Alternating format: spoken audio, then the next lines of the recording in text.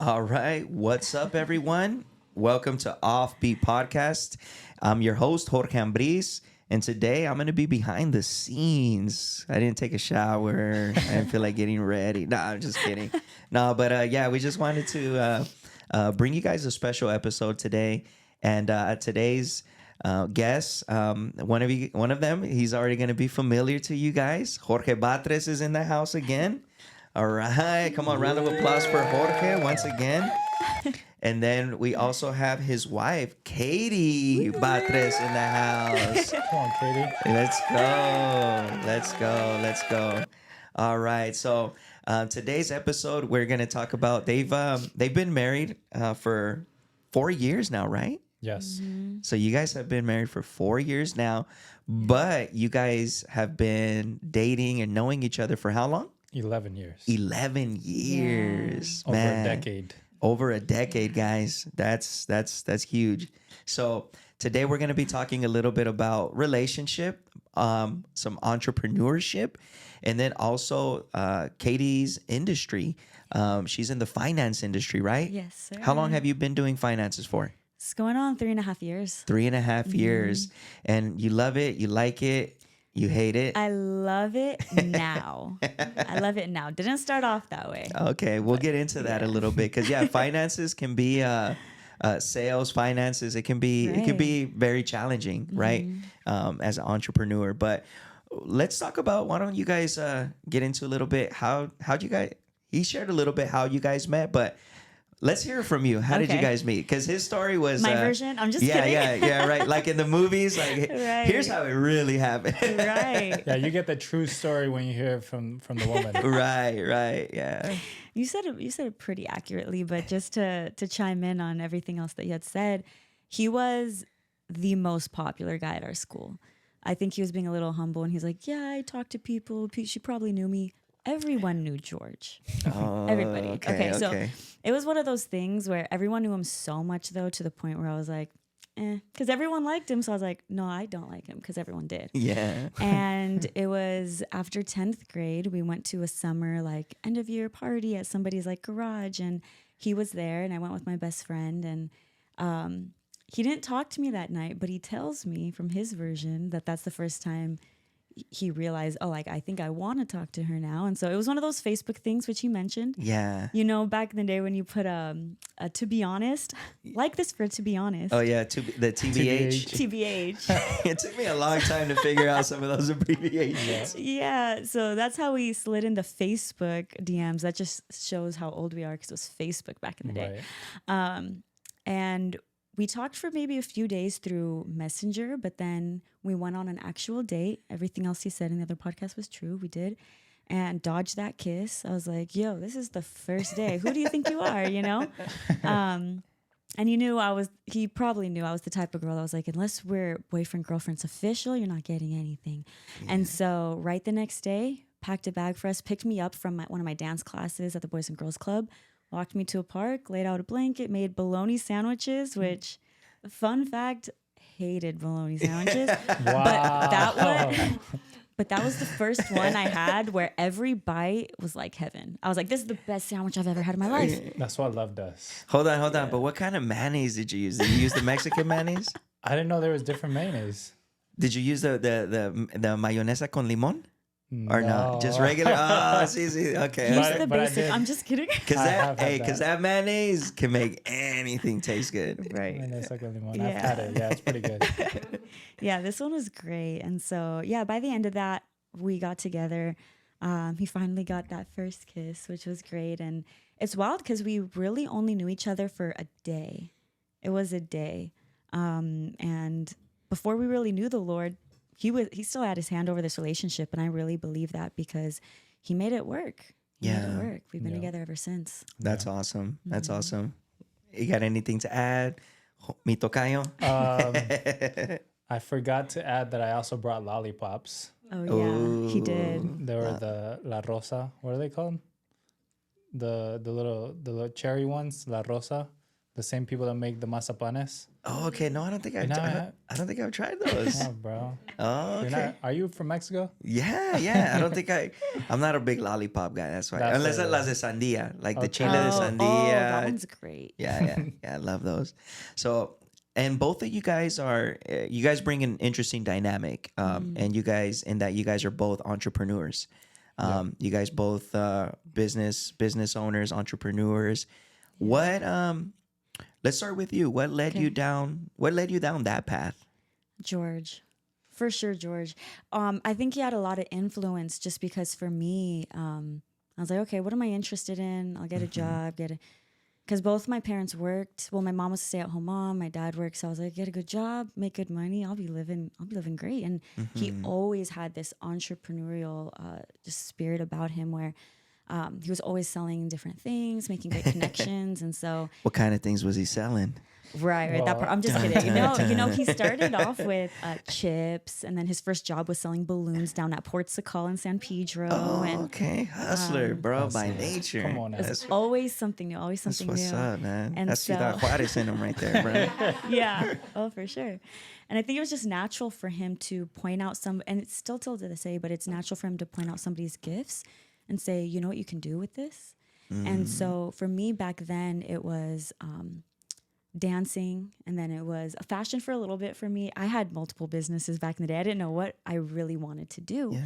And then it was being a fitness trainer. But every time he would see something in me that maybe I didn't see myself, he would really point out what I could do with it. And it would just inspire me. Like, you're right. I could start my own program.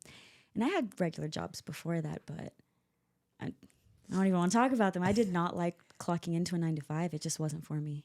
It's different. I think it's a lot of people that have that entrepreneur mindset, even when you don't know it, because I think that I think I could probably relate a lot to you in that sense, where I didn't know what I had, but I did know I hated the clocking in. Yeah. So it's funny that I hated the clocking in. So what started to happen is I started to get jobs, interestingly, that eliminated the clocking in. It was more like an honor system. Yeah. So that kind of kept me okay. I was like, okay, I'm not clocking in. It didn't feel that way, but still the 9-to-5. And my wife, right? She could probably agree more. You want to say something about that?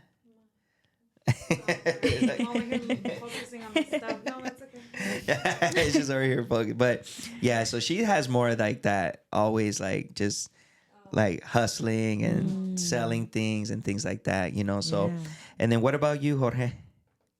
George? What's the question? What got me started in entrepreneurship? Yeah. I think it's rooted in me. Growing up in Mexico, my grandma had a little like abarrotes. Okay. Yeah. I mean? Tienda a tiendita. Like a little liquor store, Yeah. So out of that, in the side of that building, my dad he had a burger business that he operated only in the weekends. Okay. So every weekend he'll have a big line because there's only weekends. So it was like popular burgers. Yeah. So just seeing my parents and my grandmother being business owners kind of had an early impact in my life. So when I got older, we didn't have, my dad only had enough money to provide, rent, food, those type of things, the essentials. So if I wanted anything, I had to get it myself. Yeah. So, that sparked the idea of like, I had a friend that used to sell chips. So I was like, I'm going to do the same thing. Yeah. You're right. Stuff 30 to 60 chips in a duffel bag. Yeah. Sell them off for $1. You come home with $60 a day. Yeah. You buy and then at that age, that was good money. I bought my first car. I bought plasma TVs for the whole family. I was balling. Yeah. From Hot Cheetos. Damn, bro. Yeah. That's true. Yeah. That was when plasmas were big, huh? Yeah. Plasma TV, man. So, bro, I gotta ask, because I know people are probably asking. So why'd you hook her up with bologna sandwiches, bro? You were balling at that age, bro. This was before. Yeah. So this was before I was selling chips.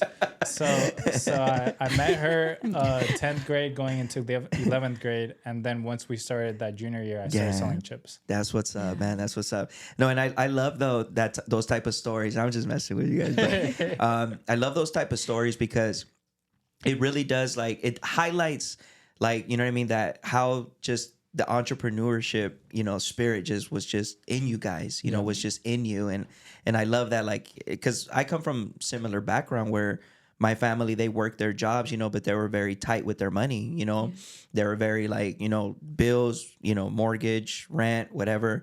That was pretty much it, like there wasn't really any like, oh, you want some J's? Cool. Like, here you go. Here's $100. Like, no, it wasn't like that. You want a haircut? Like, they used to make fun of us, bro, because we would like let our hairs grow. They would take us every 3-4 months, bro, to get a haircut, bro. So they would call us the Jackson Fives, you know what I mean? Like with the, because we had big, but my brother and I, we both quickly, realized like we got to do something, and so we would start, hustling. And like my brother, he's an entrepreneur too, and he got his first job when he was 13. Wow. He was 13 years old. He got a fake mica. Shout out to all the Mexicans. I know they know what's up with the fake micas. I'm right there, bro. 13 with the mica, same thing. Yeah, he was 13 with the mica. Got a job at Taco Bell as a dishwasher. And he was getting paid. So he started, I started hating on him because he was getting haircuts every week, bro. Wow. Yeah. And see, that's what a lot of people don't understand. Like, when you don't have, like, a lot of people are like, why do they get haircuts so much? It's probably because they didn't have a lot of haircuts growing up. So just little disclaimer there. But Katie. That just checked me, because he'd be going too often. I'm like, I don't see a difference in your hair, and he's like, you don't see how fresh this line is now? They're the freshness. When you don't grow up with that freshness, man, like, you value it so much. So, but all right, and then so I want to kind of maybe this kind of go to you, Jorge. Is what are some of the challenges though? You guys being married now, kind of in that dynamic. You guys being married, what are some of the challenges that you see or that you guys face as entrepreneurs, young married couple?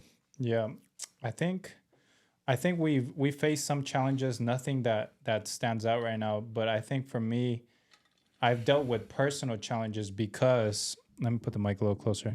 Yeah, you hear me? Yeah, that's good. Yeah, for me, a lot of the challenges came from the family because we're first generation. So we came here. My mom and dad obviously wanted us to be entrepreneurs. They obviously wanted us to go to school and not be entrepreneurs. Yeah. So when I told my parents, that that I wasn't gonna go to school, it was like somebody died. Yeah. Like, bro, I got interventions. I got like all for months, right? Yeah. You name it, they tried it, right? They tried to do so many things for me to still kind of go the educational route, because my sister did, and she was successful at that. She got her bachelor's from UCLA, master's from Loyola Marymount. So they're expecting me to go to school. So when I didn't, it was like devastating for them. So then once I started pushing, I kept pushing. I'm like, well, I got to show them. I remember my senior year, I entered a Hispanic entrepreneurship competition. Okay. And it was, I've been interested in fashion since high school. So I came up with an idea, and I ended up winning third place of this competition. Okay. And what that got me was I got some cool awards from the city of LA, from Ford vehicles, but then I also got one-on-one, what do you call it? Like when you get mentorship. I got coaching, one-on-one coaching and mentorship from one of the founders of Starbucks. Wow. His name was Lawrence Maltz. He was in his 70s. Him and his wife came down to the Boys and Girls Club, and they would meet with me every single week, and we would talk about business. Wow. Bookkeeping and taxes and those things. So that sparked something. So then moving, fast forward to when I met my wife, a lot of the same things that they would do to motivate me and inspire me, I would kind of replicate that with my wife and say, hey, if you're gifted at this, we could build a business out of it, right? So that's what she was talking about earlier. She was a hip hop dancer for 10 years professionally. And I was like, hey, you could be a teacher. We could do classes. She got into fitness, wanted to go for kinesiology. I was like, hey, we could do an online course, and then when she started doing finances, I'm like, let's go full throttle. A lot of the things, same thing. A business to me is the same as a relationship. Communication is number one, right? For me, when I go into a partnership with someone that's not my wife, it still feels like a marriage. Because you gotta keep up with it. You gotta be communicating. You gotta be open. You gotta be authentic. Yeah. So that's one of the biggest challenges. Like once you start doing business with your significant other, you just got to make sure that, you know, there's no egos, you know what I mean? You got to make sure that you're communicating. Over communicating is not a thing. And it's okay to get your feelings and your emotions involved as long as you're talking through them so that the business still grows. Love that. What about you, Katie? Yeah, challenges. I think it really comes down to when you're working together, remembering that this person is your partner, not just your business partner. They're your partner for life. You're actually a union, because it's very easy to, when you get in the groove of, oh, now we're getting some success, now this thing's really flowing, to almost prioritize that subconsciously and treat each other differently. And I know that's more on my part. Like I'll do that where I'm like, well, this is what I did today. What did you do today? And he's like, yo, what are you talking about? Like, we haven't even had a breakfast together or lunch together. I'm like, oh yeah, you're right. Like we have this deal, sidebar, where I'm like, I'll cook all the food if you drive everywhere, because I hate driving. And he's like, and I don't like to cook. So we have that deal. And sometimes the day will get away from us. And he's like, it's like 4:00 and we haven't had one meal. And I'm like, you're right. Yeah. And subconsciously I was like, you didn't book any appointments today, and when it shouldn't be like that. So that's one thing that I think it's a daily challenge that we get to fix and make better all the time, is saying, hey, you're my husband before you're my business partner. And That's good. these priorities as husband and wife have to come first. Yeah, that's really good. I heard that one time. It was not in that same way. The question was different. It was more like, how do you compartmentalize, or how do you divide the feminism part of business with, you know, like the hard side of it, you know, like the CEO side of it, you know. And there was a marriage couple, and they were talking about that, and it was a very similar answer. It was like, you know, like, hey, I have to understand that when it's CEO time, it's CEO time, you know. But when I'm at home, you know, with my husband or my partner, I you know, leave that Zoom call, you know, as soon as I hang up, and it's something related to the home or to the family, then I turn that switch off, you know. And that's where, you know, like, it's not like, oh, you know, he's looking at me like the boss, you know, but he's able to look at me as my wife, as his wife, Right. Yeah. you know. So you want to chime in? Yeah. And then it gets harder when you have children involved. Could only So imagine. I'm just like, Yeah. no, I totally agree. Like, You're gonna see. I'm scared of I know. No, I'm just kidding. No, but it does. Yeah. It does. It's the reality of it. You know, we have 3 kids, and what you're saying is like, you know, first, after we're done with certain things, like, but then at the same time, having that respect for each other, you know, when we are speaking to each other, you know, because I know too, I can have, you know, we get into it because we work together too, you know, and he'll say, you know, he'll have an idea, and I'm just like, you know, and he doesn't like when I go, you know, and, or I have an idea, and then he's like, he'll like it, or the same thing too. So, you know, it's tough at times, you know, because we're 2 people, we're 2 different people, you know, we have different ideas, we have different visions at time too, you know. Right. But I think it's the all in all, the communication and the respect that we give each other, you know, to grow each other, to support each other in our businesses, you know. But then too, when kids come along, you know, it's hard. It's been hard for us we're trying to learn to balance, you know, where, you know, we're working, and then where we can say, because we work from home too and everything, we do everything here mainly, you know, and finding a way to also put the attention on our kids, you know, go out to play with them, and mom and dad time, you know, it gets tough in those. So, and I know you said that you guys are saying yes to, you know, trying, right? Yeah. So Breaking news. yes. Yeah. You heard it on Offbeat Podcast first. So where's that? What sound? Which one is that? What is it? You heard it on Offbeat Podcast first. Let's go. We are trying. That's what's up, man. No, that's good. But I want to encourage, like, because it's true. It's true. You know, there's no way around it. You know, once kids do come into the picture. But I want to encourage you guys that because of what you guys are doing, you know what I mean? It's setting you guys up for a much better chemistry. You know what I mean? Like that's what I always tell people. Like I never try to, like not so much that she's scaring, but I never try to scare people. Be like, oh, wait until you have kids, because that's like the typical Mexican saying, like, espérate hasta que It's good that tengas she's saying hijos. this because not a lot of people are being that open and Yeah, honest. that's true. I hear a lot of people saying like, do it, and I'm Yeah. like, but what about the other side? So thank you. Yeah, exactly. And that's why, how you guys are working right now, like your lives and all that, is gonna be huge. It's gonna be huge because you guys are just gonna be able to practice that now, which is with a bigger family. So Yeah, because when we actually are just this last year, we just started working together. You can say he was always at the 9 to 5 job. I was pretty much home, working or my own work too. Hustling my own way. And with the kids though. since 2021. 2021? Oh, at the end of 2021. Yeah.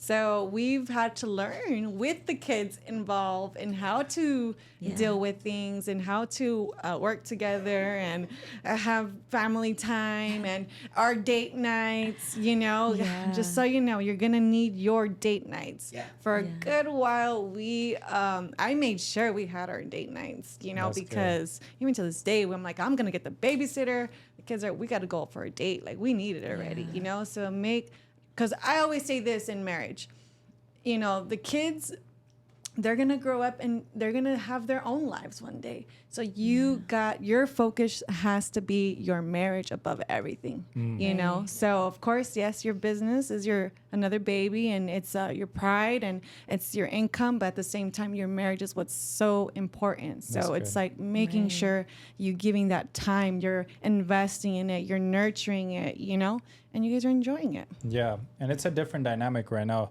We're going to have to step into that, and I feel like that's the next level of our relationship. Right now, it's just us two, right? Yeah. So it's kind of like free flow. If we want to take a trip tomorrow, we can go to Mexico. Yeah.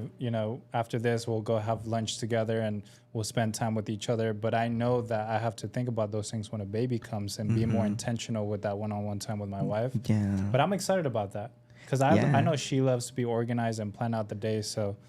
we got that locked down. Yeah, that's cool. That's cool. No, we're excited for you guys. And so When is this airing? I just got to make sure that we tell our parents before this podcast goes live. No, but it's today. okay. No, I'm just kidding. We're actually live. We're live No, just right kidding. now. Yeah.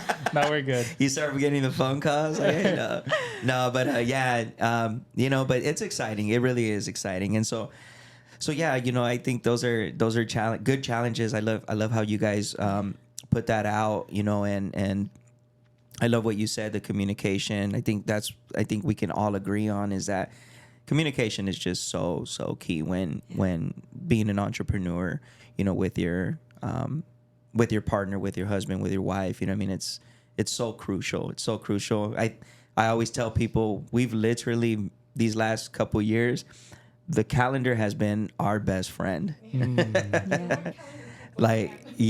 It's been our best friend. I mean, we put everything on there because it's just like, think before that, like we would get into it, like where we're like, wait, like you're gonna do what? Like, no, I already got this. Right. You didn't say anything. You know what I mean? Or like, so we started like, okay, we started putting everything on the calendar, and so that's so helpful. It's so helpful. Do you guys have a system that keeps? Well, you're the Calendar. organized one, or who's the organized one? She is. Okay. She is, but she put me on. I had to because we both have different business. Even though we work together as well, we also both do different things, and Right. so we both needed a calendar that we could keep an eye on each other for. Yeah. So I'm not like, hey, by the way, I booked this with this appointment. It's with you, and he's like, what do you mean I'm on tour? I kind of need to know when he's leaving the state, or so I had to put him on that calendar game because I believe the same thing. My calendar is my boss. Yeah. That's the only thing that I'm like, you could tell me what to do, because if I don't stick to it, the day's a mess. Exactly. And a lot of people think that like they're, oh no, I wing it, you know what I mean? Or there's people that, believe it or not, they get super religious, like, oh no, only the Lord knows what the day is, Right, you know what I mean? right. Yeah, It's like, like- no, That's next bro, level. like you're out of the context, right? It's not what he meant, because there's a saying even for money where if you don't tell your money where to go, it's going to tell you where to go. Right. And I think with our time, our calendar, it's the same thing. If we don't plan out, if we don't tell it like, hey, you got to go to practice this day, you know, then you're going to lose that discipline, even because it does kind of create that habit of like, okay, I got this, because if not, we are going to be like chickens without heads, you know what I mean? Yeah. And just running all over the place, not knowing what the heck is Right. going on, what we're doing. It's that big quote: "If you fail to plan to fail." Plan to fail. Yeah. Yes, sir. Yeah. And so let's get into kind of what I know on Jorge's podcast that we filmed, which was awesome conversation, man. Loved chatting it with you. Loved, you know, your journey through coming to Christ and even growing up. You know, and we talked a little bit about, you know, your entrepreneur venture and what is it that you do. But one of the exciting things is as far as what you guys do together. Tell us who came about this, you guys coming into the financial industry. I can share about how it happened, and then you can share about the details. Okay. Yeah. So before the pandemic, I used to throw these networking events before I got saved. So it wasn't, you know, secular, but it wasn't like Christian or whatever. So I rented a rooftop in Hollywood, and I gathered a whole bunch of entrepreneurs. I had speakers, I had vendors. Excuse me. So It's all good. It so happens. yeah, so in 2020, I just restart that. Oh, you're good. Go. Yeah, in 2020, I threw an event, and we had speakers, we had vendors, and one of the speakers, she was in finances, so she was really sharp. This woman is, you know, dynamic, charismatic. Her name's Angela, and I just knew that I wanted my wife to be around women like her. She is a leader. She's a mentor. She's sharp. So I connected them, and originally Angela wanted me to come into the business, but I was traveling. I was in the East Coast at that time. So I'm like, hey, introduce my wife. Maybe she's interested. Yeah. And my wife kind of was like, okay, well, I'll give it a shot. You had to get certain licenses through the state of California. She passed her test, and then she just started killing it in the game. But if you want to share a little bit about what that entails. Oh, yeah. Well, first, I was set up. I'm just kidding. I love finances now. Like, oh my God, I could see myself doing this for the rest of my life. And that's what I plan to do. Because I think that my ministry is definitely through my business and even the agents that I've trained up to now. But the reason why I say I was like, what do you call it? Hoodwinked into it, I'm just kidding, is because we originally sat down with Angela, the one he just brought up, my mentor now, because we needed help with our finances. We're like, you know what? We've been married for about, a year, 2, 3 years at that point. And I was like, we don't even know how to buy a house. We don't know nothing about taxes. We know nothing. We didn't learn about that in school, unfortunately. And so she helped us set up a whole portfolio of everything that I'm super proud we have of now. Yeah. And about a week later, I got a call from her, and she's like, hey, how you doing? And I was like, great. How are you? And she's like, I just wanted to call because your husband thinks you'd be great in the industry. Like, what do you think about it? I was like, I do think it's super helpful. People need this. And she's like, perfect. I have George on a 3-way call. And he's like, hey, Katie, I'm here too. And I was like, what is going on? And she was just like, yeah, so we're going to get you set up for your license. And he's like, don't worry, I'm going to pay for the whole license and everything. And I was like, what? So they just took the information they needed from me, but he paid for everything. And before I knew it, I was studying, passed this test, and was helping families. And I was like, what's going on? And then slowly just fell in love with the industry. Yeah. Yeah. So tell us a little bit. What is it that you do? Right, yeah, because the finance field is so large. So broad, yeah. So large. I specialize in protecting people's lives, their health, their income. I like to say we're educating everything you should have learned in high school, Yeah. or hoped to learn in high school or even college is what we teach. Yeah. We teach the 95% of society because, you know, that extra 5%, they'll get a call from Chase, Fidelity, Prudential if they have $500,000 in the bank. Most of people in the United States don't. Right. So what happens with them? Nothing. They don't get any of the education. Yeah. So we focus on those communities, which is pretty much everyone else, Yeah. to get them the financial literacy they need to get on the right path.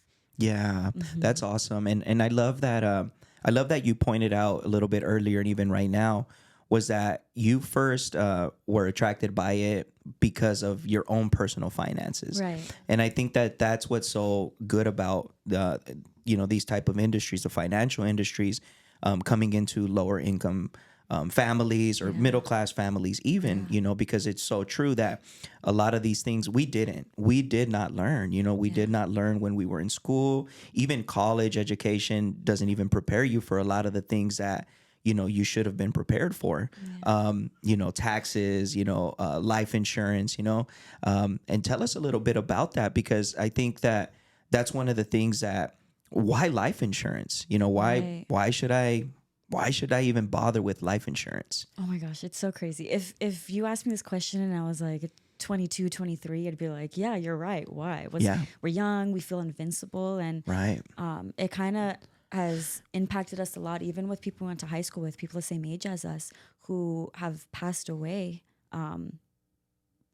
way before their time, I feel, you know, and their families were not prepared, and it put a financial stress on everyone else. And we've seen the moms go through this financial stress by themselves, get into sketchy situations just to borrow money for funerals and stuff. And but even more importantly than that, because none of us plan to pass, that's more just, to me, it's the cherry on top. But what I see in most communities is, if you think about it, if you could visually see, finances have been trickling up, right? The parents are, when, let's say our parents, they work so hard, but because they had to take care of their parents who didn't plan before them. And then the next generation, they're working so hard, but they have to keep filtering this money up because they weren't prepared. They didn't have retirement. They weren't covered. So all this money they're making, you're working all hard for it, you're never going to pass down to your kids. So for example, just to kind of give an example, like typical Mexican family, you know, dad, mom comes to the United States, starts working 1, 2, 3 jobs, probably half or even more of that check trickles up to the parents. That's usually how it works. You know, 100%. It's like trickles up to them, you know, whatever's extra, use it for this, use it for that. But there's just always, and then but they're never teaching that, you know, like it's just more like I cling to something, I'm surviving, and then I'm just kind of pushing it back up, but I'm never trickling it down, like you said. Exactly. And life insurance, a lot of people don't know, but it's one of, like, I won't say the golden product, because everything has pros and cons to it. You really want to sit with someone that's going to show you all those pros and cons, so you know you're sitting with someone that will authentically give you what you need for your family, because every family is going to be different. Right. But it's one of the prime products that can break that generational curse of, I'm working so hard, but the money's just disappearing because it's floating up. It could break that cycle and say, for the first time, this legacy is going to flow down, and I'm going to prepare my kids who are going to prepare their grandkids, and so on and so forth. And we don't see that a lot in our communities. And that's something really big that specifically life insurance can do. Yeah. No, life insurance is one of the things that I think hooked us, like when we started to kind of also be educated, you could say, because, you know, we didn't have that type of education. I think the first time, I always tell people the story, the first time I felt like I feel like something's missing was when my daughter was born. When my first daughter was born, I remember we went to a theme park. I think it was like Knott's Berry Farm, which, if you've been to Knott's Berry Farm, like they're like kiddie rides. There's nothing scary there. But I was so terrified about going on a roller coaster. And I think it's just because I felt like if something happens to me, like what am I leaving? You know, it was kind of like that, you know. And I remember I started to, I think the first one that I kind of looked into was like a Gerber.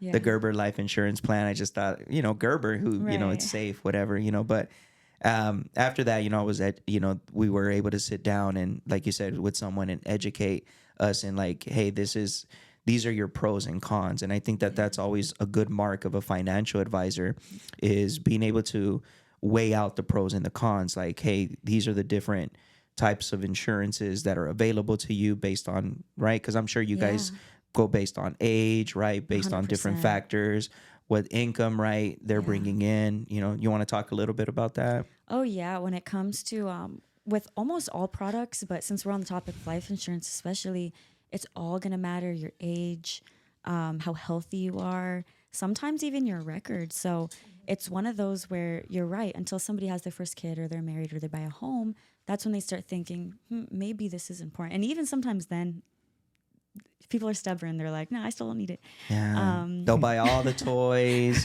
all the RVs, the third wheels, everything. And then it's like, you got life insurance? Oh, no. Right. And so it's kind of been like my mission to sit with the people that to be honest, most agents won't sit with, because they're like, the commission's not going to be high. And that's people that are like right out of high school, college, people that are still single, they don't have kids yet. Right. But I'm like, man, they don't know the power of what this is if they start young. If I could go back and get set up with my whole portfolio that me and George have now when I was 18, oh my God, this thing would have looked beautiful.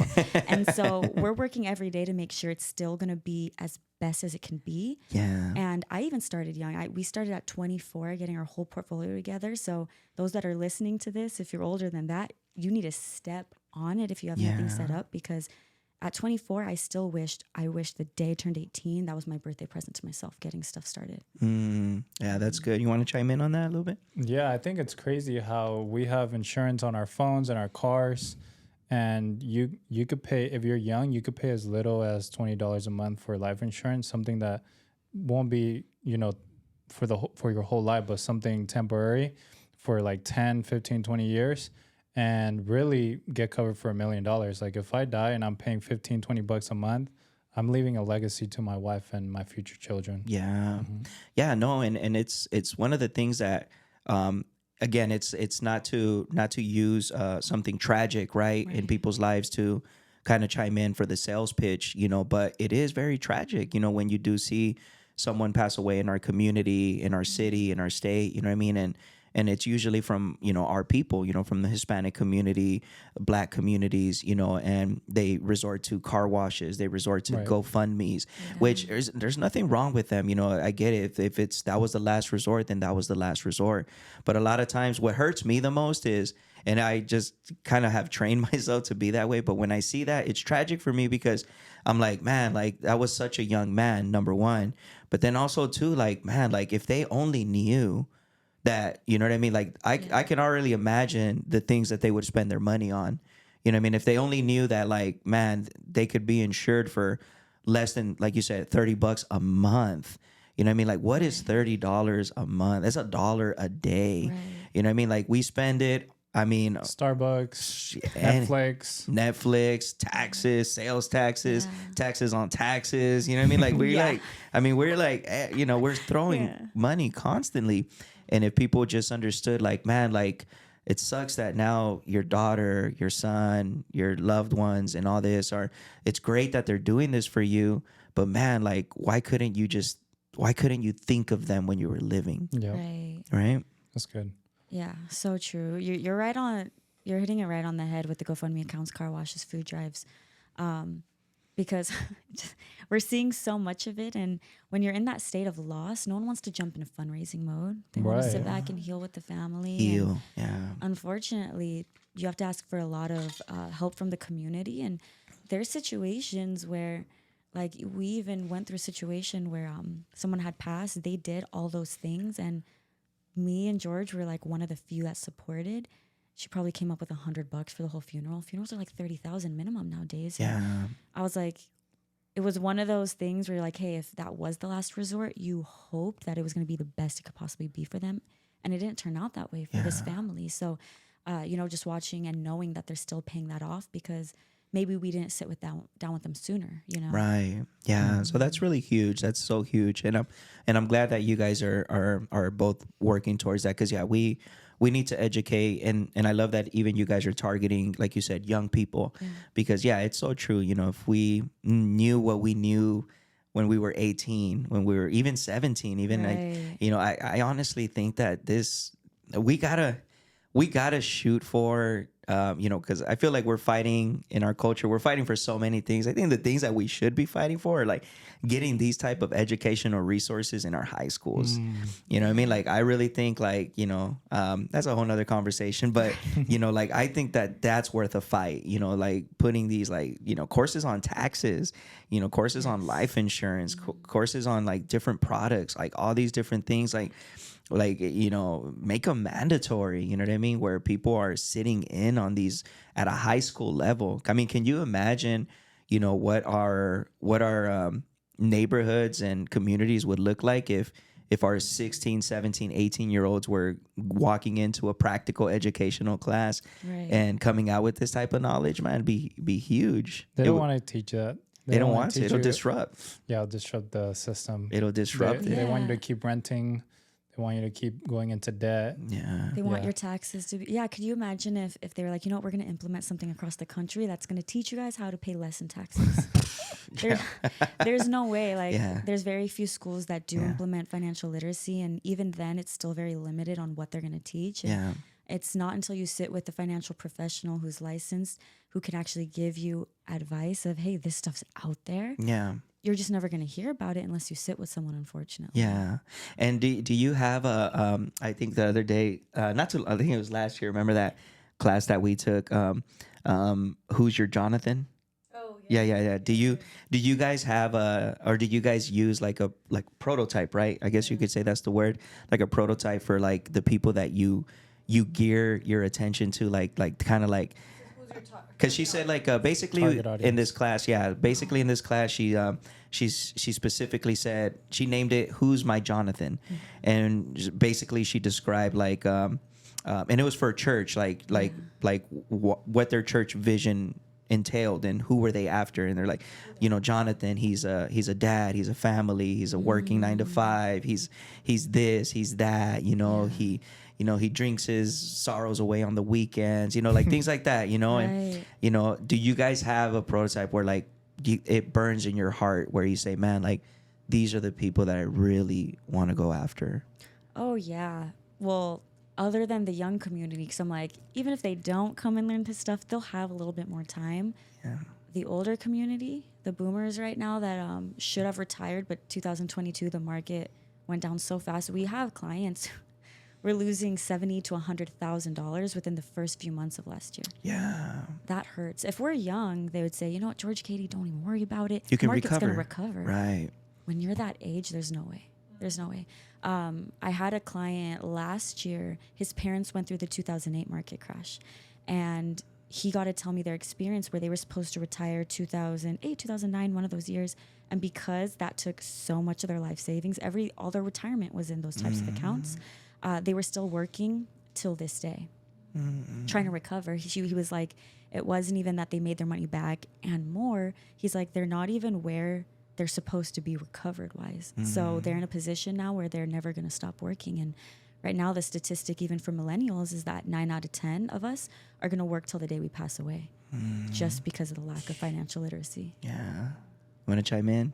I don't want to work till I die. Yeah, that Or part. at least do what we do until we die. Right. Do what we love. I'm Right. sorry. Yeah. Until we die. But Talking that's 9 to 5, yeah. yeah. That's That's tough. that's tough. It's tough. And these statistics, 9 out of 10 millennials. Like that's our age bracket. That's us. Yes. Like and that's why I asked that. Like, is there a prototype? Is there a person? Because I think that's so necessary, to be able to go in and educate, because a lot of those people that you're talking about are like our parents. Yeah. Yep. They're our parents, they're friends of our parents, and even them like being so late into understanding just something as simple as life insurance, but it's so necessary to educate our people, our communities with these things. And aside from life insurance, what other products do you kind of get into? So we specialize in retirement rollovers. So those that are about to retire, making sure we get that money out of the market before they lose any more. Yeah. And then anything else someone really wants or needs, we just luckily have business partners that we know and trust that we can send them to and be an extra resource, which is pretty nice. Because I think most institutes, they'll either say, hey, we can work with you or we can't. Yeah, I want to kind of pause on that a little bit right now. Like right now, what you said, I like what you said because it came to my mind right now, is the rollovers. Educate us a little bit about that, because this is the most typical scenario, and I'm sure you see it, where somebody quits their job or leaves their job. Yeah. They were invested, they were invested because they weren't. And then maybe you can even kind of tell what's the difference between invested and vested, because there's times where people are invested into a 401k or something like that. They leave that job, and they tell them, hey, like you can either roll over your account into another account or we can cash you out. Right. What are the pros and cons of that? Well, typically we say don't cash out. Like if they're already tied into a 401k, not that they're bad accounts at all. If they have them, great. Most people don't get them offered to them. But if they have one, we say definitely don't touch it because there's a 59 and a half rule, which means don't touch your money till you're that age because the penalties can be up to 40%. That's losing like almost half of your entire life savings. And so what typically happens though is that you also don't want to keep it there because we like to say when you have an old 401k, it's like keeping your wallet at your ex's house. Do you really trust the money there? Not really, right? Not really. Where's the wah? Don't. Well, yeah. Don't leave your wallet there. Don't leave your wallet there. So there's certain occasions where you can 1035 certain accounts, and 1035 just means that you can easily transfer into something else without the penalties or taxes. And you have to really sit down with someone to know what account you have, how it was set up, all those things. But that's like the first recommendation I make is, hey, you don't want to leave it there, so let's roll it over into something better. And don't cash out. Don't cash out because the penalties and the taxes, right? If you can't roll over, we're typically like just wait till you're 59 and a half at this point. And most of the rollovers we do are actually with people that are about to retire. They're about 5-10 years from retiring. They're the ones most interested because we don't know what the market holds. No one has like a crystal ball or like, Lord, tell me what it is. We really don't know what the market's going to do. So we can't give much advice on that. However, because of the fear of how much money people have already lost, they're thinking, well, for the next 5-10 years, let's just roll it over into something else because there's accounts that will give you guaranteed income for life. That's a term a lot of people should know, but they've never heard of before. And they're like, what do you mean? It means you're going to get a check in your mail every single month till the day you die. Yeah. And they're like, what? I didn't know that was a thing. That's a thing. Companies have bonuses. There's a lot of great accounts out there, but you're not going to really know what's great for unless you. you sit down. Unless you sit down with someone. And I think that could it be that maybe a lot of people are sometimes intimidated because when they think about put your money in the market, you know, like when it's attached to your job, like for example, the 401ks, like you kind of feel like you're in control in a way because it's through your job. So, you know, and most people have a trust in their job, in their company, which is normal. But then like, you know, I think that a lot of people just cash out because number one, they don't know what to do. Right. Number two, they see it as extra cash, like let's spend it. You know what I mean? You know, but I think it's the fear of market. You know, like the market. Like, what do you mean? Like, and can you kind of talk a little bit about that? Like, what's the difference? What entails the market? And is because I think a lot of people can relate it to like day trading, you know, stock trading and stuff like that, and it can be intimidating for people to be like, well, man, a lot of people lose money on the stock market, or what if the stock market crashes and this and that, right? So you want to kind of chime in on that a little? Yeah, well, the best thing that I can say is if somebody's willing to take risks, sit down with an advisor. Because if you're like day trading and all that stuff, unless you want to learn it yourself, probably don't get into that. Just go sit with an advisor who could do it for you. Yeah. But the side of finances that I specialize in is all accounts that make sure you can't lose money. And so when somebody wants that type of risk, I just give them to a business partner who's well-versed. They're very educated. They do pretty well for their clients. Right. I really sit down and say, if you want a little bit of both, great. I'm going to help make sure that I'm your safety net. Yeah. Because in whatever I recommend or set them up with, they can't lose money. It's just not part of the products that I offer and show them. So that's probably the one thing that I would say to everybody is if you're younger, it's good to have both. But still put your money in the stocks. Yeah, you might lose some money, but you're not going to make great gains either unless you take those risks. Have real estate, do all those different things, but make sure before you even jump into that, have something that you know, even if the market tanks, your money, you're not going to lose it in these types of accounts. Yeah. So I like to set them up with that first and then say, if you want risk though, let's go have fun with one of my business partners on that side. Yeah. You want to chime in a little bit on that? Yeah, this is to all the men out there. If your partner, girlfriend, wife is more knowledgeable than you in certain areas, don't let your ego get in the way and not put yourself in a position to learn from them. For me, I came into the marriage, you know, I had like $32,000 in credit card debt. my wife started doing finances, and I learned a lot of the knowledge and skills that she was teaching, and I was able to pay off that debt within 8 months with the strategies that she was teaching me. I didn't let my ego get in the way. And same thing with retirement, same thing with long-term investments. She's passionate about it, so I'm not going to take that away from her. I do what some of the things that she advises me to do, and we're able to help not only ourselves but our family members as well. Yeah. No, and it's powerful, man. I love that you said that, because that really, it speaks to certain breaking generational patterns, because I think that's always a common thing, especially in Hispanic culture, was like, no, el hombre, el hombre es el que tiene los pantalones, you know what I mean? Right. Or the man is the one that controls the household and stuff like that. But it's so good that you said that, because I think people, couples, marriage, men, young men need to, and that's even one thing that, you should even look into if you're in the dating and everything, is don't be intimidated by someone that knows more than you. Yeah. You know what I mean? Because I think that's what elevates us, especially in marriage and partnership and dating and stuff like that. We need people that are going to, we need our partners to elevate us, and we need to be able to be willing to drop the ego. Yeah. No, somebody, Chad Veach says, no ego, amigo, and it's true. Sometimes we have to be able to, it's like my wife, she's a great decorator. I try, and she's always knocking my ideas. She's always like, what is that? Yeah. And I had to come to the realization that that's not me. I suck at it, but she's good at it, so it's okay. And she's always like, see, I told you. Cause sometimes I'll be like, explain your idea to me. All right, let's do it. And then afterwards it's always like, see, I told you. And it's true. Yeah. It's true. It's true. It's true. Yeah. So, but yeah, no, I love that. And kind of even talk about that, like what are some of the things, like maybe some lingo that people, I know, for example, like, in the investing world, right? Like some of the safe things that, I've heard of, and maybe you can chime in on that, are like, for example, mutual funds, right? Index funds. You kind of talk about that? Yeah, there's definitely safer products. And when they mean safer, it just means that it's going to grow at a lot slower pace. Right. So mutual funds, those are cool too. I diversify. Yeah. You want a little bit of everything in there, to be honest. You want to be like California. Yeah. Oh, yeah. Diversity. You want a little bit of everything. Yeah.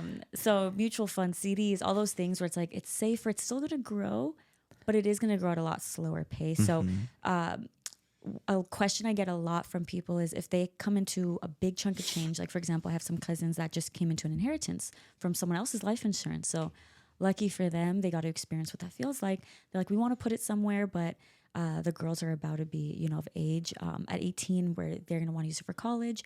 Where can I put it? And I'm like, I have great investments, but they're more for long term. They want to pull this money out in the next couple of years. I guess you could. Mutual fund's going to be better than just putting it in your Chase savings account, right? Why? Chase savings. So the national average, not just Chase, but I use them because I'm familiar with them. That is who I use for just keeping cash. But savings wise, their national average rate of return is 0.01%. So we like to say 0.09% because, come on, those little pennies you see at the end of the year. you gotta have a fat stack in your bank account for it to see anything. To see a significant. Typically, a lot of us will be like, they just gave me a free 10 cents. Yeah, well, you have like hundreds and thousands of dollars in there and you only got cents at the end of the year. Yeah. So opening up accounts, which this is also sidebar, but mutual fund could be a better option, even if it's just for short term, knowing it's going to at least be higher. Yeah. And this is something new. I'm not going to say this as advice or to tell anyone to do it because it's very new, but Apple, right, is trying to become their own bank too.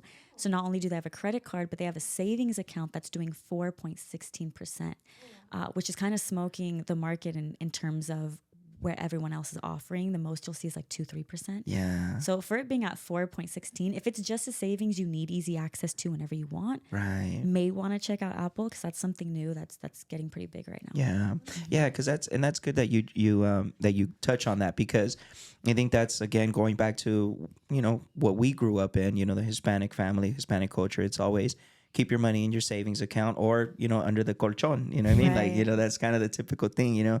You got the Mexican mom always had the stash, like the money stash, like I need this much. And they always had a stash somewhere, and, but really educating people, to that there are more options. And I think that's great, because, things like that, mutual funds, or like you say, easy access saving accounts. There's even such things as money market savings account, right? Right. Right. Yeah. Can you kinda- I don't specialize in those, so Okay, I'm not okay. super familiar. That's when I'll usually bring in one of my business partners who Yeah. is like, oh, well, I set those up because I don't typically do those. I really specialize in a lot of, like I said before, accounts where they're going to get great savings, but they're more long term. So that's another thing. Yeah. It's like, hey, I'm going to teach you everything, but you have to really see this thing sitting in that account for the next 10, 15 years at least, because Yeah. this thing's going to look like a monster in the best way possible, growth wise, but you got to keep it in there. And so that's another battle on its own, because most people say, what if I want it now? Yeah. Well, you'll have access to it, but if you really want to see the way that this thing grows, it's about keeping it there as long as possible. And is that is that a big barrier, a big challenge in our community? Would you say that it's yeah. having the patience? It's having the patience. It's if they really invested in products that will take a lot longer, but they're willing to do it for the next 10, 15, 20 years. Oh my gosh, they could live what they believe now, the life they think they can't live. They'd be able to live that lifestyle. But our culture is very like, well, if the money's there, I'm going to spend it. And that's what most of my clients say, open and honestly with me. Right. They're like, I just got to tell you, if it's there, I'm going to spend it. I don't feel like I have to save it. Why should I? We never know we're going to be taken. And I'm like, that's another aspect too. So all we could really do as financial professionals is do our due diligence of, I'm going to give you the information, but I can't force feed it to you either. Some are going to believe in it, take the advice. Some are going to say it's not for me. And hey, at least we're here for maybe when they do have a child one day or they get married and they change their mind. We're going to be here to help them. That's awesome. You want to chime in? No. She said it all. That's pretty. Yeah, no, that's good. That's really good knowledge, really good information, because it does help us to kind of dive in, and I hope that whoever is listening to this, can even challenge their mindset, challenge their perspective, because I think that with 2020 especially, I think that one of the things it's done. One of either extreme, one extreme is like, what, life is too short. Yeah. We got to live, and it's great because I think that one of the things I know for me personally, like 2020 did teach me that, man, I'm killing myself for something. And at the end of the day, like, we never know when things can change, when things can shift, anything. But then there's the other extreme where people are now just super careful. Yeah. They're just super careful because they did experience the beginning of 2022 or the beginning of 2021, those market changes and things like that. What would you kind of speak into them, like as far as some encouragement of like if they're living on either extreme of that spectrum? Right. I think if they're a millennial or younger, things are always going to be challenging. They're going to be going up, they're going to be going down. We just have to be prepared for them. Yeah. It's all about having the knowledge. If they're a little bit older, there's still so much things that we can do with them, but just making sure that they are sitting with someone, find a financial professional that they feel they can trust. They just need the knowledge, but it's never too late. But it is definitely a lot better when they're younger. And in this day and age, even with somebody's full-time job, look for an extra source of income. Do something on the side. If you had a passion for like making grandma's brownies, start doing it, and dedicate whatever that side income is to these investments, to this retirement, whatever that is. That's a good idea. People need it. It's now or never. Yeah. It's now or never. Yeah. So, and then talk about, let's talk about a little bit the tax benefits. That's also one of the things that a lot of people aren't aware of, is they also have, by investing or opening up retirement accounts, putting into these accounts outside of their job, the tax benefits that come along with. You want to kind of chime in on some of those? Yeah, so there's a lot of tax loopholes, all legal. They made it like this for a reason. I know, I know loopholes. It's always like, Wolf like, of Wall Street here. Like, yeah, like loophole. That means I'm not supposed to. But it's like, no stuff they're like all this. Legal. It's all legal. People, the wealthiest families in the United States, in the creating of the United States, have used certain accounts and used the tax loopholes in them. For example, if anyone's ever heard the word infinite banking, and if they haven't, research it, read books on the Rockefellers. But a really big tax benefit or loophole is, once again, bringing up life insurance, because it is in there. And people are like, how? What do you mean? it's money I'm never going to see. It's only when I pass away. And that couldn't be farther from the truth. There's a lot of tax benefits from investing in your life insurance. Disneyland, Walt Disney ran out of money. How did he build the rest of the park? He cashed out his life insurance. It was 100% tax free, and he got to build the rest of the park. And people are like, what do you mean? And that's a totally different conversation as well. That could take another hour of just talking about. But it's just to get these terms out there so people know what to research. Because sometimes people are like, teach me stuff. They don't know what to Google. But if they just Google a lot of the terms that we've been talking about throughout this podcast, they could get a pretty good grasp on what's available to them, even tax-wise. And other accounts too. But I would say the biggest tax loophole is definitely in life insurance, but they need to sit with somebody one-on-one to see how it could work for them and if it could work for them. Yeah. No, and I love that that side of it, because even in retirement accounts, there's all these loopholes, people being able to open up something as simple as a Roth IRA or a traditional IRA, and being able to see the tax benefits from that. It can, I do taxes during tax season, so I'm always sitting down with clients, and one of the things that they always get is, as they getting older, is their kids are getting older, so their tax credits, their tax babies, it's starting to run out, you know what I mean? And so eventually soon they're going to start having to pay more in taxes, because now, even if they're married, a lot of those credits, are going to start to disappear, or they're going to be eliminated. And so a lot of them are at that age, like I think the age group, the age bracket that you kind of described, a lot of them are in that, where it's like, man, they're making, between both of them, they're making, $100K, between both, and so now with no children, it's, they're going to have to take out more taxes from their paychecks, or they're going to have to find legal loopholes on how to, be able to pay less in taxes. And opening up retirement accounts is a great way, depending the type of retirement account, right? You want to name any of those off the top? So there's IUL, which is a really big one. The certain 401ks, I'm going to throw this out there because I don't want to sound one-sided. Yeah. Certain 401ks can be written off as tax tax write-offs as well. But you really have to get into details about who you sit with to see if it's right for you. Roths work the exact same way. There's municipal bonds, which are typically like there's some accounts where they're available to everyone, but for the most part, those are only available to like DECA millionaires. Yeah. So there is very limited accounts that the average person can open up and get those tax advantages, but they're out there, and it's even though they're limited, there's only a few of them. Yeah. Most people don't know about them, and it's like because even if it's like I know for like Roth IRAs, I'm off the top of my head, but I think it's like this year was like 6,000 or 6,600, per 6,500. 6,500, yeah. So 6,500. I mean, when you're let's say even if you're single, if you're single and you're making, $40,000 a year, right. Your standard deduction, is only giving you 12,500 or 13,000, wherever the standard deduction might be next year, so basically whatever remaining balance is, that's what you're going to get taxed on. So if you underpaid, well, guess what? Like, you're going to have to well, if you overpaid, well, then that's where everyone gets excited. Yay, a refund. Right. But in reality, like, I always try to educate people where it's like, I literally sit down with them and I'll tell them, like, if you're being excited for a refund, like, I'm not trying to, I'm not trying to be, burst your bubble. But honestly, all you're doing is you're basically just overpaying. The federal government said, you overpaid us.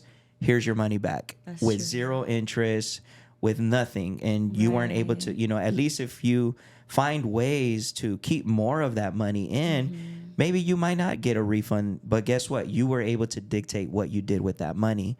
But a lot of that money, you know what I mean? You could have opened up a Roth IRA, you could have opened up a retirement account. And now guess what? Your taxable income, what it was, is going to be reduced a lot less, even if it's 6,500, even if it's 13,000, what I mean? Whatever that, married, single, whatever your scenario may be. But that's why I try to like I use the tax side of things to kind of encourage people, like, to, hey, you know what I mean? Like, you're paying too much in taxes. You're getting a refund, but you're it's money that they're giving back to you with Right. In no reality, interest. you overfunded. You all. overfunded basically, you know what I mean? And so what's best, to keep more in your pocket and you dictate what you'd like to do with that money, or, you know what I mean? At the end of the day, you know what I mean? Like, yeah, you're excited for the refund. Yeah, maybe it was money you didn't expect. But I think that a lot of times that mindset is because we're not educated. And 100%. we're not educated. I don't mean, that sounded kind of mean how you're not educated, but we're not educated in finances. Yeah, and it's very common for people not to be. And I want to point this out too, because this blew my mind the other day. Like, so some people thought, and I was like, I need to clarify this. Even on Instagram, I had posted it. They said, well, I save my taxes by making sure it's in my 401k. And I'm like, what do you mean? It's tax deferred. And they're like, yeah, I'm not paying taxes on it. And I was like, ooh, like it just shows how much people don't know. And for anyone that's like, yeah, makes sense to me, just to explain it a little bit, is that when you put your money in that 401k, it means you're going to pay taxes later. So instead of paying whatever tax bracket you're at right now, instead of paying the 20%, no, they're going to tax you when you're in a tax bracket that's at 40% now. And so let's say a typical nurse has like $500,000 in her 401k. They get excited, and we have to kind of bring them back to reality and say, well, because you're in a higher tax bracket now, because of all the years you accumulated it, you're going to come home with like $350. That's significantly less than what they were expecting. And most people don't understand that concept until they're 60, 65, and they see it for themselves. Yeah, well, I mean, these company employer sponsored 401ks, and maybe you can correct me, or maybe you know a little bit more than that. In reality, they were created to save the company money. Yes. Bingo. That's the guy that created 401ks. There's an article in Forbes. Maybe I'll send it to you guys later. It's really interesting. And it's a whole article about the guy who created them that said, I wish I never did, because it was essentially created to help the employer. But now, for some reason, because of lack of education, everyone thinks a 401k is a benefit to the employee, when that's not the case. It's a tax write-off for the business owner. Well, You want to chime in on that? I'm just blown away. Yeah, no, it's I've heard about that too, and I've read a little bit about that, and I remember it just making so much sense, especially once you get into the tax industry and you start to kind of understand the tax codes and everything and the tax brackets. That's what a lot of people don't understand, is that maybe when you set up the 401k, you were making $20,000. You know what I mean? And your tax bracket was probably at the lowest. Well, by the time you retire, you're probably had a few promotions. If you remain in the same company, or even if you transfer, most people transfer out for more pay. So wherever you are, regardless if you're at a you're making $200,000, $300,000, $400,000 a year, you know what I mean? And well, guess what? Once you retire and you're going to be stuck with that tax bracket. So understanding those diversities, understanding that dynamic, I think it's so key in educating people and understanding that and being able to keep more money in their pocket, right? Oh, yeah, 100%. Yeah. And like George brought it up earlier, but we have this, he said it was my goal, but I'm like, it's both of ours, right? I'm just kidding. But we have this goal of just bringing a different side to it, of planting churches, right, financially. And so I'm sure a lot of people listening to this have these big goals as well. And I just like talking about this too, because sometimes when we talk about money too much, especially as a Christian, it's like, whoa, where's this conversation going? I'm going to close my ears because the Bible says, and it's like, no, that's being misinterpreted too, because how are you supposed to help people if you're barely making enough for yourself? Right. And so I'm glad that we're bringing this up, because people need to learn, because, hey, everyone, especially Christians, everyone should feel like, I want to make $1 million one day. And I hope they do make $1 million, because there's people that are living in the world using that $1 million in very cruel ways. Right. And if more of that money was in the hands of the right people, we can actually push forward not only education, but so much good stuff for the community. Yeah. I love that you brought that point out right now. And I wasn't even planning on going there, but I love that you pointed it out, because I've always spoken in regards to that when it comes to the church and money. There is a big, because of things that have happened, in Christianity and in general, in the whole, we can't, turn the blind eye and say that there hasn't been abuse. Like there has, like money has been mismanaged, churches have mismanaged finances, and I understand, but one of the things that I'm very passionate about is that at the end of the day, it doesn't mean that it doesn't work. It doesn't, generosity still works. Why? Because it's not our law, it's God's law. Number one, like that's his promises.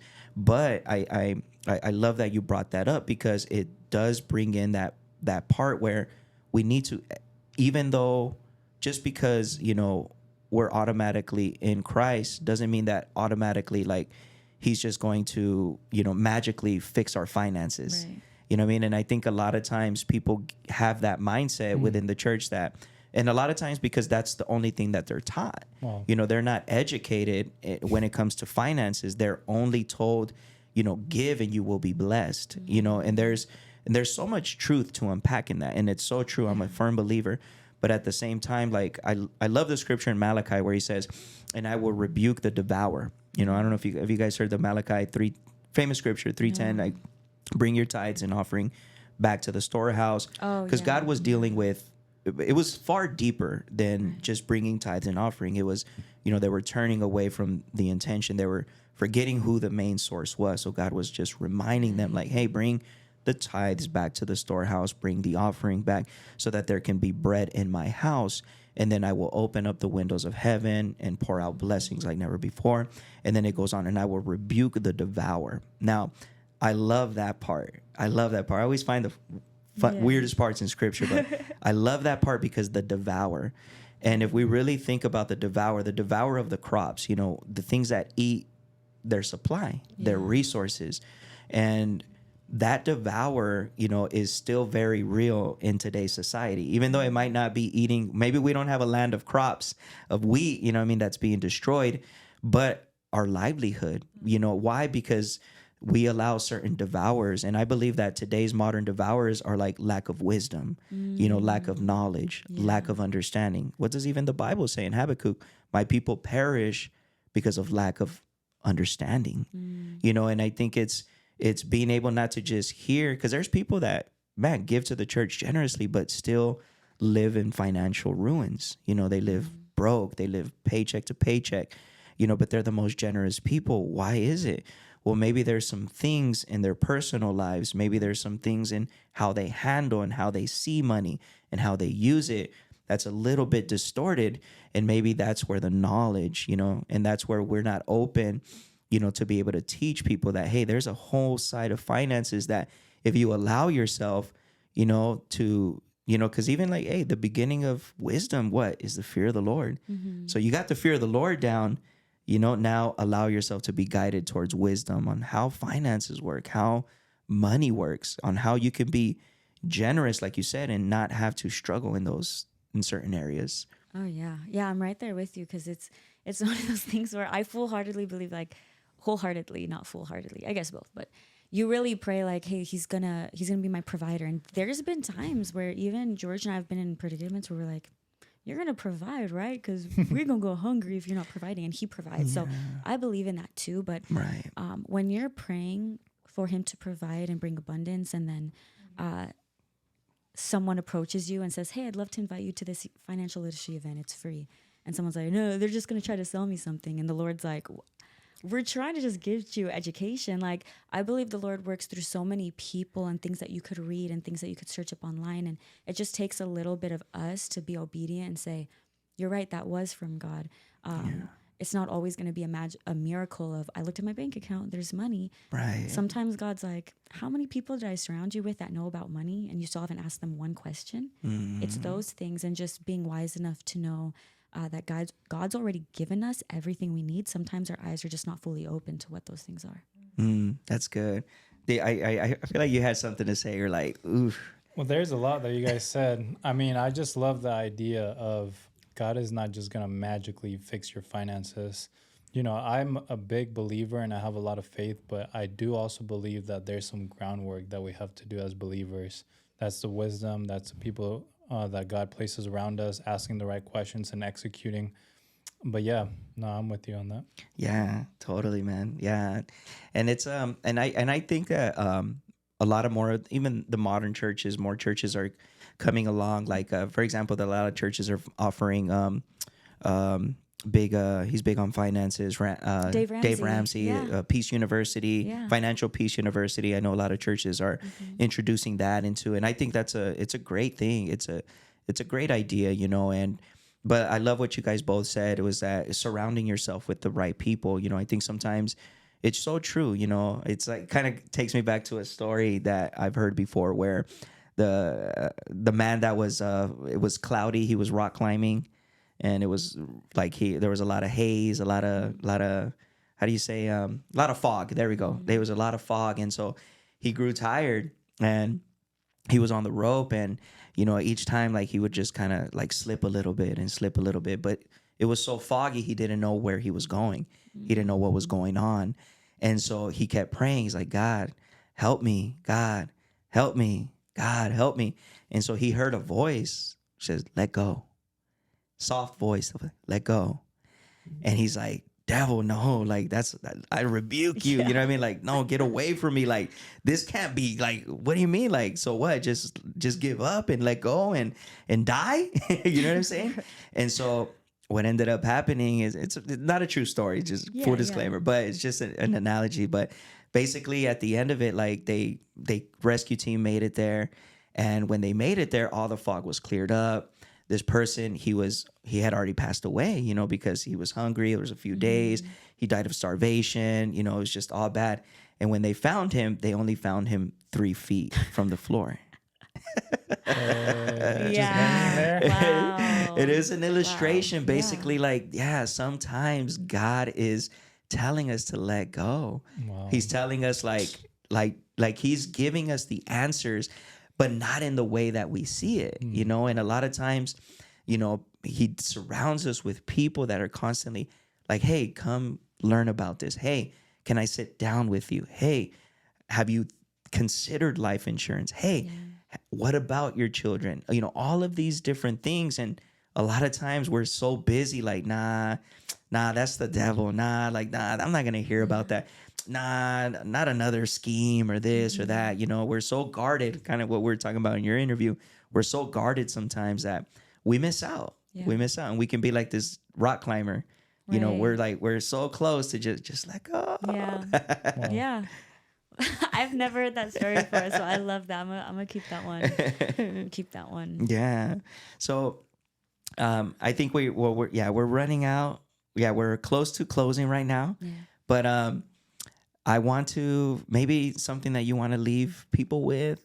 We talked about so much, Yeah. so many good things, so many good terms that I'm sure a lot of people probably heard for the very first time. And I'm so glad that they are, you know, and I'm so glad we did this episode because it kind of goes along with being real, being authentic, and having these type of conversations, you know, and we need more of this, even in the body of Christ. Like, we need more conversations like this. I think that there's just as much as we need to preach on holiness, you know what I mean, and all that, you know, which is great. But at the same time, I think every now and then we need a good teaching, not just to give, you know. I think sometimes we do these type of messages, you know, within the church, or we hear them because, and I think that's why a lot of times people shy away from these conversations because it's usually tied into like, you know, we're going to raise money, you know, we're going to raise pledges. And there's nothing wrong with that. If you're part of your local church, you know, and you're being fed there and God's doing a work in you and that's where you're moved. Like, hey, dude, want to encourage you, keep doing what you're doing. But a lot of times we do have that bad taste in our mouth because of that. But I think we need even more, you know, biblical, concrete biblical foundation when it comes to finances and just being able to like process those type, you know, of conversations over the pulpit with people. So some last things that maybe you want to kind of chime in and leave our audience, some last words of advice, some knowledge. Yeah, I would say the outside of taxes, the number one enemy, because we're against our enemies, right? So the number one enemy of money is procrastination. So taking everything you heard, if you're like, wait, I'm still not fully clear on what was discussed, taking everything you've heard in this podcast and researching it, sitting with a financial professional that could just teach you easily, and jumping on the things that are available to you, because I promise you, your future self isn't going to say, I wish I learned less back in the day. You're going to be thanking yourself that you created the life you wanted just because you started early. Let's go. And how can they reach you? For me, Instagram's a really big one. My Instagram's Katie, Katie, Rose.BAE, Bay. I answer all my DMs, and yeah, I have also just have a lot of tips on there. Or if you're a TikTok person, Yeah. at Wealth Wife. I drop a tip a day about finances. Okay. I'll definitely put all the information Yeah. there on the link, so that way you can follow her, reach out to her. Any questions, anything that was spoken of today that you're like, man, like she said, I'm unclear. I've heard about this before. Maybe she can be that gateway for you to be able to get knowledge. And Jorge, do you want to leave us with anything in regards to our conversation today? Yeah, if you're bringing in the dough, don't be afraid to let your wife manage those finances. Yeah. They're here to multiply. Yeah. Really, that's what our wives are here to do. Yeah. And that's, it's true, man. And there's even a proverb I think, and I'm paraphrasing, but it says like where like she gathers her food, in and out of season. You know what I mean? And sometimes, our wives do know more. Little bit more. No, I'm just kidding. A little bit. Just a little bit. No, but they do know. Or it's sometimes, a lot of times it's, our listeners out there, maybe it's not always the wife, you know what I mean? Yeah. It's the man. But you know what? It's finding that dynamic in your relationship that's so important, is who's better at something, and being able to, hey, you handle it, Yeah. So, all right. Well, I want to thank you guys so much. Katie, Jorge, thank you guys so much for coming, for spitting some knowledge. I hope that whoever is listening can really, really take into consideration what was spoken today and get together with Katie or with a financial advisor that you trust, that and maybe even next time somebody approaches you about finances, don't ignore them. Listen to what they got to say. And but thank you guys so much for tuning in. This was Offbeat Podcast. Let's go. All right. Come on.